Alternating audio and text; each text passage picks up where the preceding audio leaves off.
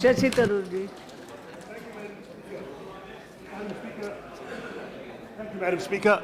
None of us disagrees, obviously, that black money is a serious problem. And my party has made it very clear that we would support any serious effort by the government to bring back black money to this country.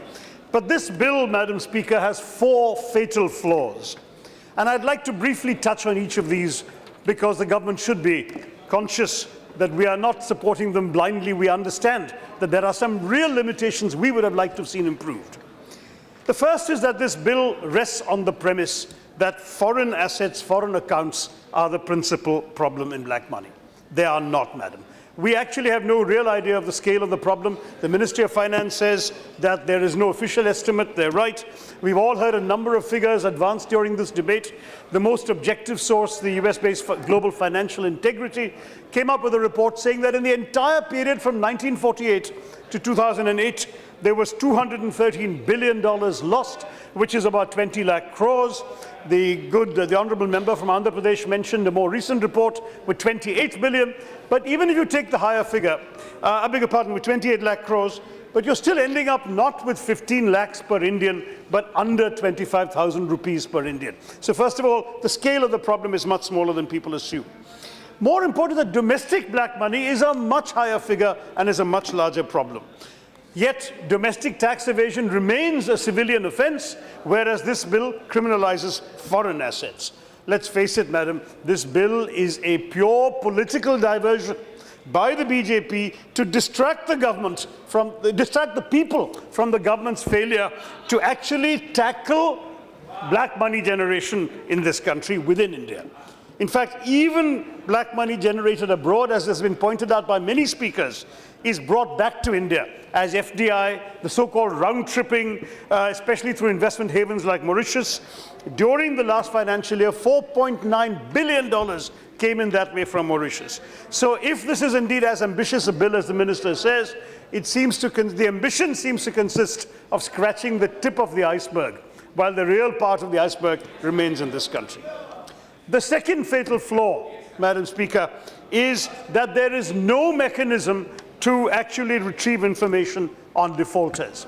We're talking about the fact that you need to get agreements with governments to do this. Are there any new governments that our government has concluded? Are there any new governments that have come on board to give us information? How many governments are willing to cooperate? We know that foreign countries are not just waiting to hand over information to us about Indians holding black money in their countries. The fact is, their domestic laws will come in, international treaties will come in. I mean, for example, Madam Speaker, if you want information on Swiss bank deposits, the Swiss government will not reveal them, cannot reveal them under their own laws until we provide the names of the individuals we are investigating, the names of the banks where they have their money, and evidence of criminality in the acquisition of this money. The Swiss government has said they will not support any fishing expedition by the Indian government looking for Indian names in banks. So how will you announce these harsh punitive measures in today's bill, but how will punitive measures alone promote compliance when you do not have any way of knowing, of getting the information to inculpate people? The fact is, our good finance minister once upon a time used to enjoy good South Indian food. He's given us a Medu Vada bill, a bill with a big hole in the middle of it. Like the Medu Vada, Madam Speaker, what we are seeing is that the lack of means of obtaining information about those you want to actually prosecute is the big hole in the middle of this bill. You can announce jail, you can announce fine, but you cannot fine or jail unknown people. Do you have the names of the people? Do you have means of getting them? The third flaw, Madam Speaker, is that this bill gives unbridled powers to the tax authorities, assessing officers, enforcement directorate, CBDT, you name it, overlooking the great failures of tax administration in our country. The bill is essentially recreating the Inspector Raj of the pre-liberalization days. The fact is that this is a government that has disempowered most of its ministers, that has bypassed those bureaucrats except the ones that are in the PMO. The one set of people who are getting new powers now in this government are the tax people, the taxmen. The fact is that they have been given judicial powers, they've been given powers to scrutinize files for 16 years, they've been given the right to levy penalties, to make people criminally liable. Essentially, we are going to end up creating more NRIs, but unlike the ones my colleague Deepinder mentioned, these ones will not come back to this kind of tax tyranny.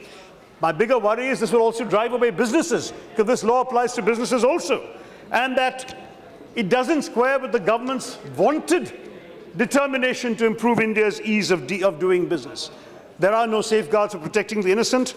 Those who give inadequate information in good faith will still be punished. And we're completely overlooking the very dubious quality of tax administration in this country. There are real questions about the integrity of the tax process. We've heard today there are vacancies in the Enforcement Directorate. One concrete example, the government has missed its deadline of 31 March 2015 for prosecuting black money holders abroad under the existing Income Tax Act of 1961. Out of 427 actionable cases in the HSBC list, which they have, the SIT has only prosecuted 200 of them. So do you have the capacity to prosecute people? If you don't have the capacity to even go after the names you've got, what are you going to do with this new bill? And the fourth and final flaw, Madam Speaker, which is an important flaw, is that this is not part, sadly, of an overall strategy. An overall strategy to control generation of black money, which will need the government to cooperate with the opposition, work with the House, for a comprehensive approach that includes serious tax reform and rationalization, that includes real estate practices, and there's a whole series of things that need to be done there, that dries up black money education, including by improving the supply of education so black money doesn't come into it. Black money in politics, which we never talk about in this House, but the fact is that politics is awash in black money. And of course, action against Hawala networks. No such large comprehensive strategy has been articulated by the government. It is like, what this bill is doing for the government is like modern dating, madam. It offers short-term gratification without long-term commitment or long-term consequences. So finally, madam, let me beg the government, we'll support the bill, but be honest with the citizens. This bill is an attempt to look tough, to seem to be taking decisive action, but it is not anchored or integrated in such a sensible strategy. And I want to say to the government, please fix these flaws in your future actions, come back to us with a comprehensive approach. और अगर आपकी तरफ से आप इस bill की वजह से आप काले धन वापस ले आएंगे, तो जरा कोई गरीब किसान के जन धन योजना वाले जीरो बैलेंस अकाउंट में 15 लाख जरा रख दीजिए. Thank you very much.